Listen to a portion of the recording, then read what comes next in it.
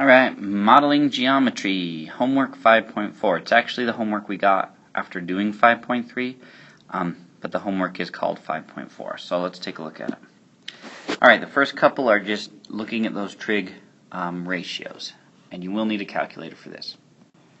So it first wants you to find the fraction, but then also to turn it into a decimal rounded to the thousandths, which is 4 places after the decimal. So remember, SOHCAHTOA reminds us of those trig ratios. So sine is opposite over hypotenuse. So we're going with A as our reference angle on all of them.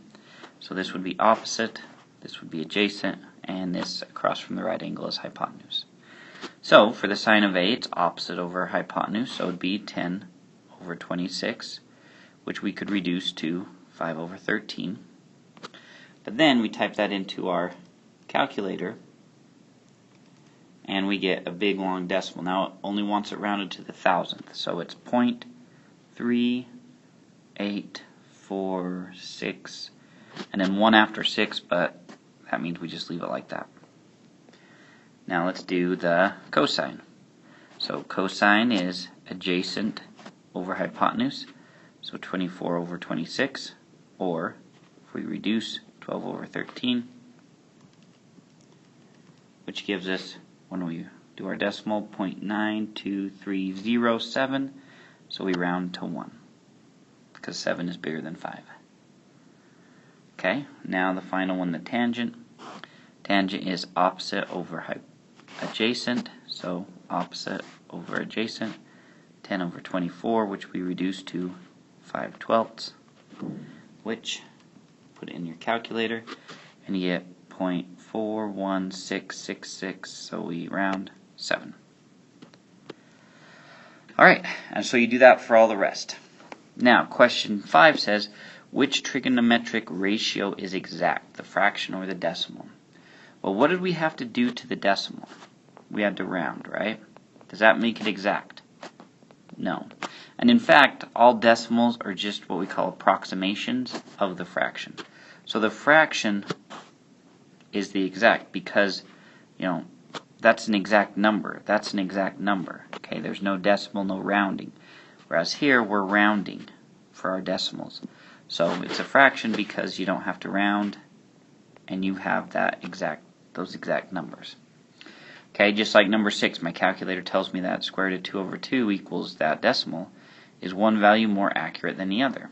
Okay, that's what you need to think about. And think about that idea of rounding and ask yourself, is that the complete decimal? Okay? Alright, now let's take a look at the set. So we're talking about volume, weight, and density.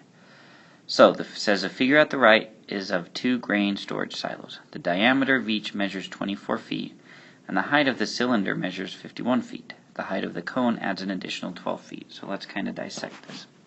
So my diameter here, so if I'm thinking about the base, our diameter is 24, which would make our radius half of that, which is 12. Okay, we need to know that radius. By the way, try this on your own first. I'm going to go through all these questions on the set. I want you to try it on your own because you won't be able to practice. Now, the height of the cylinder part is 51 feet. And then the height of the cone is 12 feet. So, our other height, we'll say C height for cone height, is 12. Okay, it says find the total volume of one silo. So we're going to have to do it in 2 pieces. We're going to find the volume of the cone, volume of the cylinder, and add them together. Okay. Now, if you need to, look up the volume formulas for cone and cylinders. If you have that paper that I gave you with them, you can just look at that. But if not, look it up. Alright, so for the cylinder, the area of the cylinder is, we take the area of the base, so pi r squared, and times it by the height. Okay, and the area for the cone is 1/3 times the area of the base, pi r squared, times its height. we'll say the CH height. Okay, so we're going to add those two together. So we can treat them separately and then just add them. Now the radius is going to be the same for both of them. So I've got pi times 12 squared times 51 plus 1/3 times pi times 12 squared times 12. Okay? So you can just, do a piece at a time or just type it into your calculator. Either one works. So I'm just going to type it in. On this side we get about 23071.85645. Okay. Then we do the other one. So 1/3 times pi times 12 squared times 12. It gives us about 1809.5574. Okay, if we round. So then we'd add those together. Or you can just use the calculator to have that do it for you. And that's, honestly, that's what I would suggest. Because then you don't have to worry about rounding till you're at the end, which sometimes can cause some issues. So, do that, and we get the total volume about 24,881.414. We'll round. Okay? So, that's question 7. Now, number 8 says, how many bushels of grain will each silo be able to store if a bushel is 1.244 cubic feet? So, yeah, these are feet cubed because they're volume. Okay, so how many of these bushels will we be able to fit into that number? So take that number and divide it by 1.244. Okay.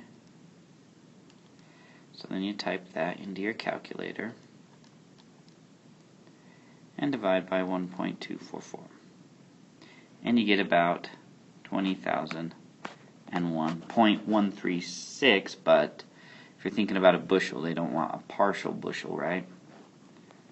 So I could do that, but basically that's how many bushels we can fit. 20,001. Alright. Now, number 9. It says density relates to the degree of compactness of a substance. A cubic inch of gold weighs a great deal more than a cubic inch of wood because gold is more dense than wood. The density of grains also varies. Use the information below to calculate how many tons of each grain can be stored in one silo. Alright, so now we've got 1 bushel of oats, which weighs 32 pounds. Okay, so we can hold that many bushels. So we're going to take that and multiply it, and we'll just do the 20,001 times it by 32. Okay, that'll give us our total pounds.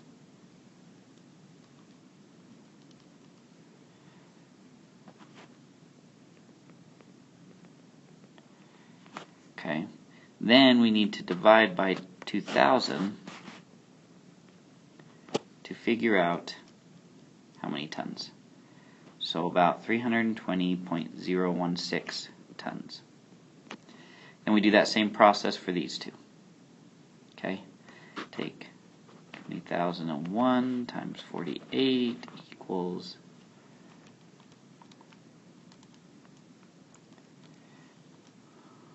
so we get this number divided by 2,000. So we end up with 480.024 tons. And we do it one more time for the 60. And we get, divide that by 2,000, we get 600.03 tons. Alright? Then this last one. A 3/4 ton pickup has a capacity to haul a little more than 15,000 pounds. If the hauling bed of the pickup measures 4 foot by 6.5 foot by 2 foot, Can a 3/4 ton pickup safely haul a full level load of oats, barley, or wheat? Okay. Justify your answer for each type of grain. So, we've got the bed of the truck, right?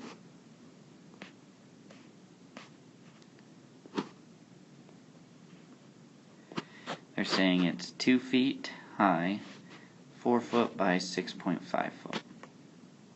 Okay? So, we want to know, can we safely haul a full level, so if we filled this all up with oats, barley, or wheat, could we haul a full amount at that poundage? About 1,500 pounds. Okay? So,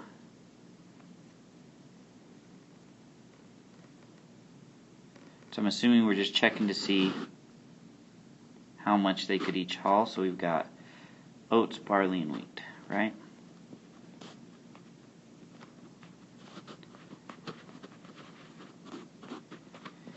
Okay. So how many pounds, or I suppose what's the volume here? Okay, because if we have the volume for the bushels, then we can kind of go through the same process and figure it out. I'm going to do it for one. Let you guys do it for the other. So I'm going to choose barley. Okay, so first let's find the volume of this. So we simply go 4 times 6.5 times 2. So 52 feet cubed. Okay, is how much it can hold. Now, a bushel weighs 1.244. Right? And a bushel, or no, 1.244 cubic feet. So, 52 divided by 1.244 is basically saying how many bushels we can hold. So we can hold 41.8 bushels. Okay? So, now for barley, now comes where we have to differentiate. For barley, 1 bushel weighs 48 pounds. So 41.8 times 48 pounds gives us 2,006.4. So can we haul all that barley? Definitely not. Which would tell us we probably can't for the wheat. Could we for the oats? Maybe. You just have to go, 41.8 times 32 and see what that gets you to decide. Alrighty, so there we go with those ones.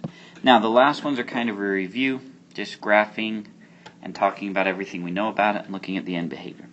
So, here's our graph.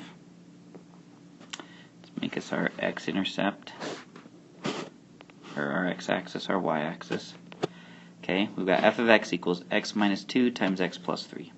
So it's a cubic function, right? And so what do we know? We know where our zeros are. Right? Because if I go x minus 2 equals 0 and solve, we get positive 2 and negative 3. So at negative 3, positive 2, I know that I've got my zeros. Okay. It's also positive, so I know that it's going to be dipping down somehow like this.